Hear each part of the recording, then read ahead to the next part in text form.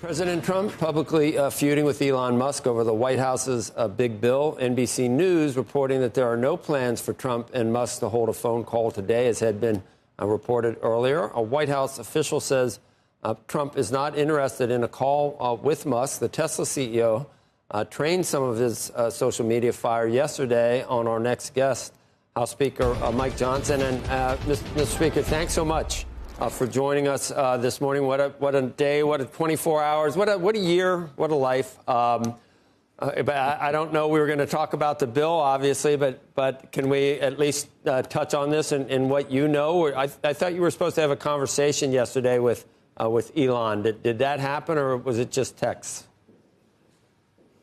Well, we exchanged text messages yesterday. I spoke with him at length on Monday, and that's why the kind of the blow up that happened this week was very surprising, disappointing to me.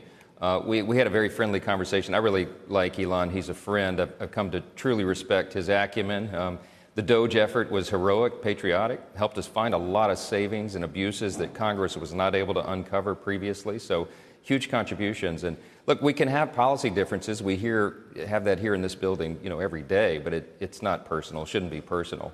I don't tell my friend Elon I don't argue with him about how to build rockets, and I wish he wouldn't argue with me about how to craft legislation and pass it. But we've had some good discussion. I thought it was helpful, fruitful, but it's just disappointing. I hope it all resolves today. Look, these are two titans. I respect them both. I'm of course a huge fan and supporter of President Trump. I was with him in the Oval Office yesterday afternoon when some of this was unfolding, and he was disappointed. I was disappointed. I just hope it resolves quickly for the sake of the country.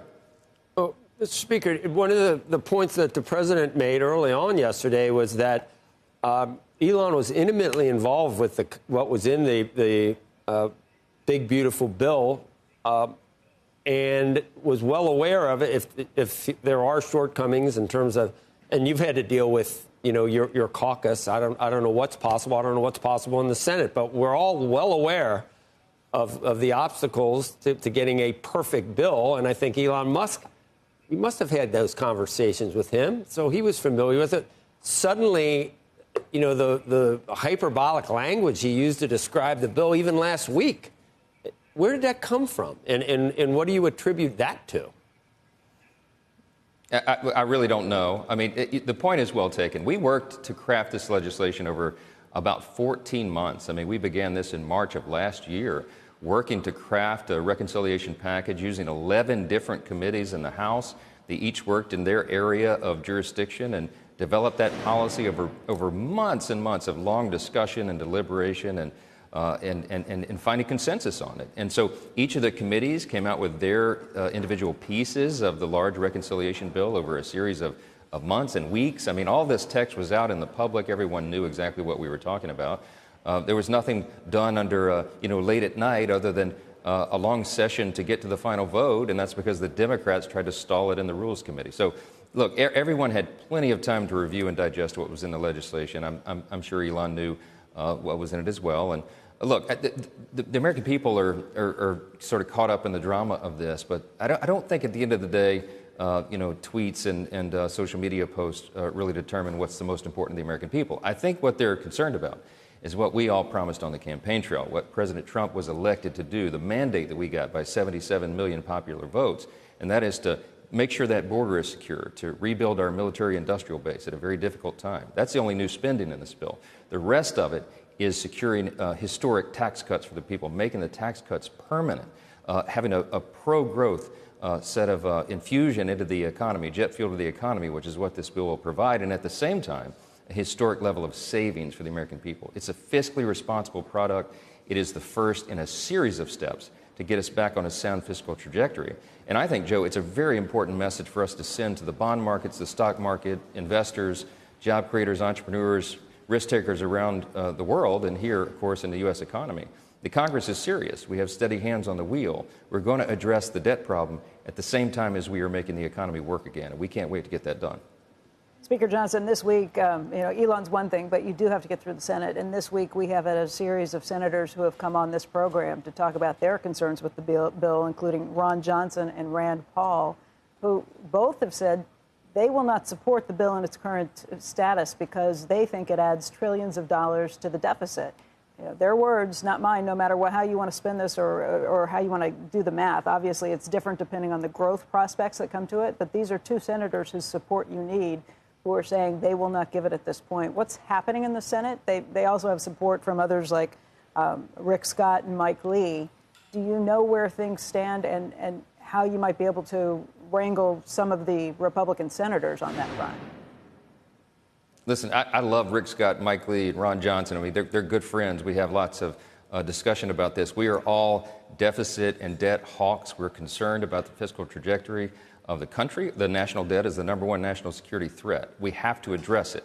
But here's what I think Ron is missing in all of this, is he'd like to cut, $8 trillion overnight, some huge figure like that. So would I.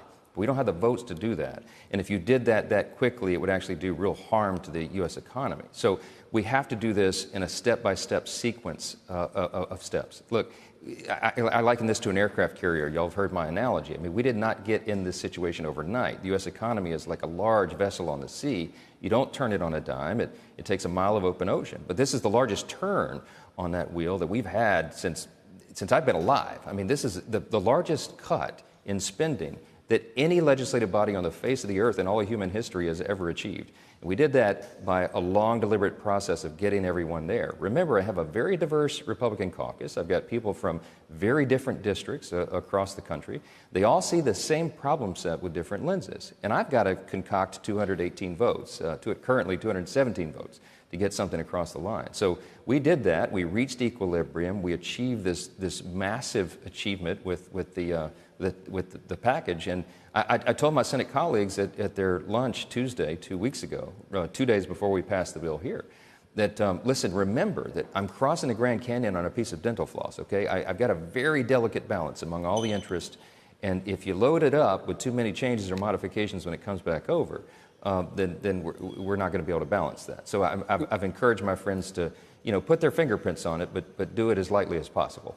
We had Senator another Johnson. That's a very common name, so I think the most common. But we had Senator Ron Johnson on a couple days ago, and I'll tell you, you're friends, you like him, and you listen to him. He can make a pretty compelling case for two bills, yeah. and he says, well, all I want to do is get back to pre-pandemic spending levels, and there's no one who doesn't sit there and go, what are we doing? Where we had a $600 billion deficit. Now we're stuck at $2 trillion. I don't even know how that happened.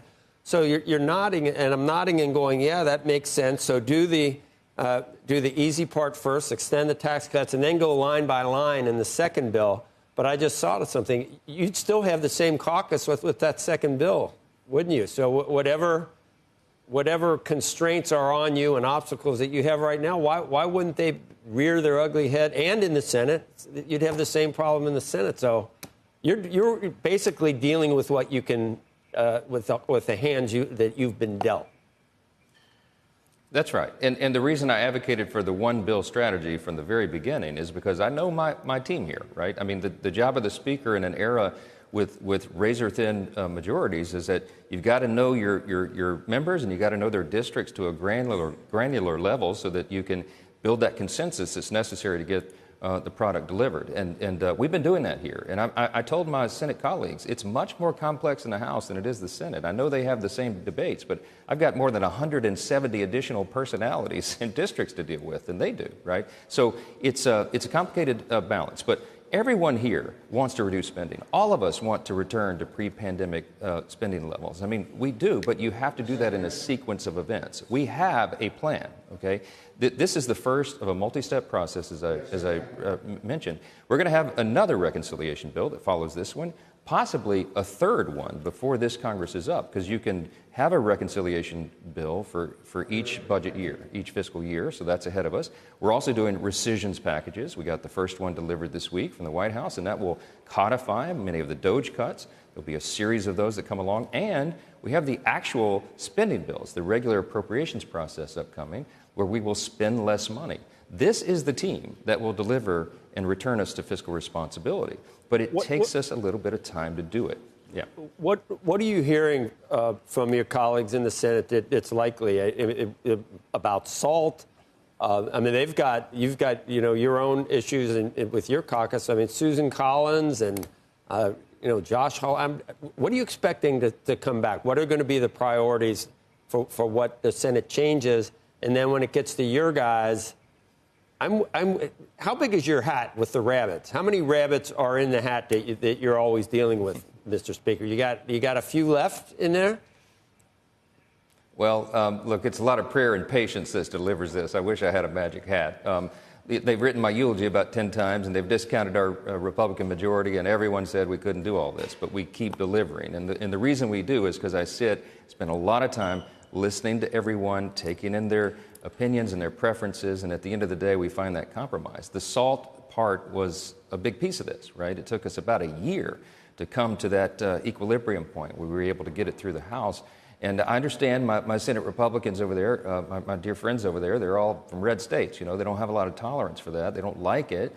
I'm from a red state. I'm not in love with the idea of a higher SALT cap either. But I told them the reality is our majority in the House Republican Conference runs through states like California, New York, and New Jersey. They're not red states, but my team members who win in those districts are critical for us to maintain the House majority. If we don't get this bill passed, not only are the American people going to have the largest tax increase in U.S. history descend upon their heads at the end of this year when all this expires, but all these other pro-growth incentives in the economy won't happen. And small business owners and job creators and entrepreneurs will not expand their businesses. Wages won't go up. The job participation rate will remain low. And inflation will continue to increase. We won't have the solutions. But also, remember, if we don't deliver on this and we don't deliver a little bit on SALT relief, then we're not going to have the House majority.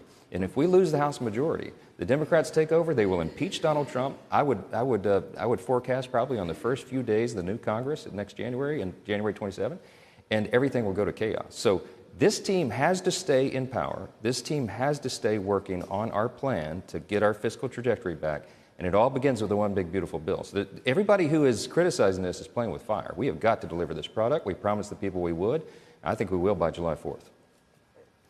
Very quickly, one of the questions that's been asked about Elon Musk falling out and the potential for other business leaders to potentially take his side. I don't know if that would happen or not based on some of the things he said yesterday. But, Elon Musk thinks he helped get that majority elected. Do you agree with that? Elon was a big contributor in the last election, but this was a whole team effort. I mean, President Trump is the most consequential political figure of his generation, of modern American history. He is the one responsible for that. But we all worked hard. We delivered the House majority. I traveled the country nonstop. I did over 360 campaign events in 250 cities and 40 states, and I logged enough miles last year to circle the globe 5.5 times. I mean, I contributed to it as well. All of our House Republicans did. They worked so hard, and we delivered for the people. And we made them promises, and that's what we're fulfilling in the one big, beautiful bill. Everybody needs to remember the reason we're using reconciliation is because it is the way around the 60-vote threshold. You only need 51 votes in the Senate. If we don't do it in reconciliation, reconciling the budget and saving these costs, saving money for the people, then we've got to do regular order. And Chuck Schumer and the Democrats are not going to help deliver the America First agenda. So all these big campaign promises we made will be jeopardized if we don't get this thing over the line and we don't do it quickly. Yeah, I mean, he got elected in 2016. It's close in 2020, obviously. And the whole, I mean, for lack of a better term, the whole MAGA movement predated Elon Musk. He kind of joined the movement to everyone's surprise. So that doesn't make a lot of sense. When it comes back to the House, Mr. Speaker, would you rather have, who are you more worried about, your hawks or the parts of your caucus that are in those districts that voted for Kamala Harris? Who do you think you can convince easier? Would you rather have more cuts or fewer cuts when it comes back to you? If I were king, I would make massive cuts to the federal government, but I'm not.